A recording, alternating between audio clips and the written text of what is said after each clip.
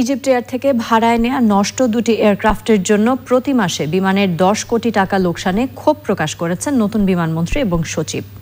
খামোখা লোকসান থেকে বিমানকে বাঁচাতে সমস্যার দ্রুত সমাধানের নির্দেশ দিয়েছেন প্রতিমন্ত্রী মাহবুব আলী। চকর মালিথার রিপোর্ট। মন্ত্রণালয়ের দায়িত্ব পাওয়ার পর প্রথমবারের মতো বিমানের প্রধান কার্যালয় বলাকায় বিমান প্রতিমন্ত্রী, সঙ্গে মন্ত্রণালয়ের সচিব। শুভেচ্ছা বিনিময়ের পর নতুন মন্ত্রীর জন্য বিমান নিয়ে সংক্ষিপ্ত উপস্থাপনা তুলে ধরেন বিমানের এমডি।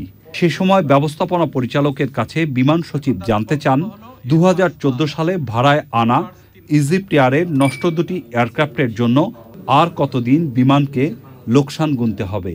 এটা স্যার নেওয়ার পর থেকে আসলে এটা ইঞ্জিন মেইনটেনেন্স নিয়ে আমাদের যথেষ্ট বেগ পেতে হচ্ছিল স্যার এই জাহাজগুলো নিয়ে। মানে ইঞ্জিন যখন শপে গেল, শপে স্পেয়ার পাওয়া যায় না, এই জন্য এই ইঞ্জিনগুলো আর ফেরত আসতেছিল না, মানে আসতেছিল অনেক দিন পরে পরে।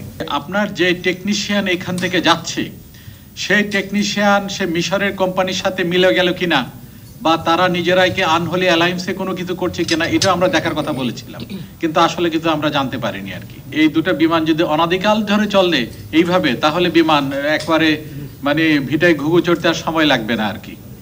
বাই দিস টাইম 1 বছরে কত কোটি টাকা গেছে?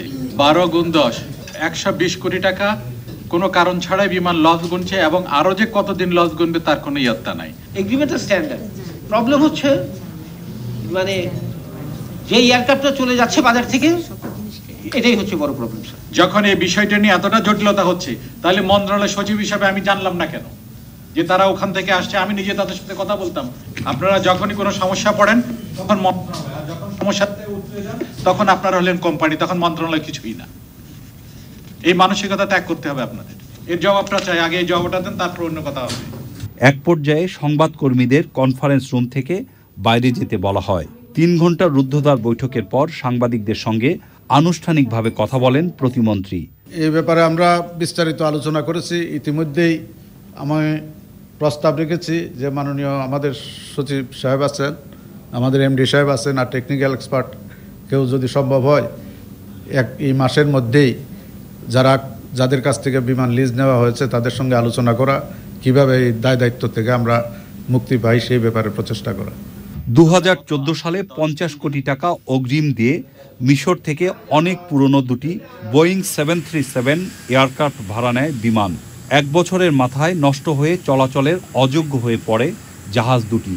নষ্ট জাহাজ সারাতে পাঠানো হয় ভিয়েতনাম। যন্ত্রাংশ পাওয়া যাচ্ছে না বলে ভিয়েতনামে পড়ে আছে ভাড়ায় আনা বিমানের ওই দুটি উড়োজাহাজ।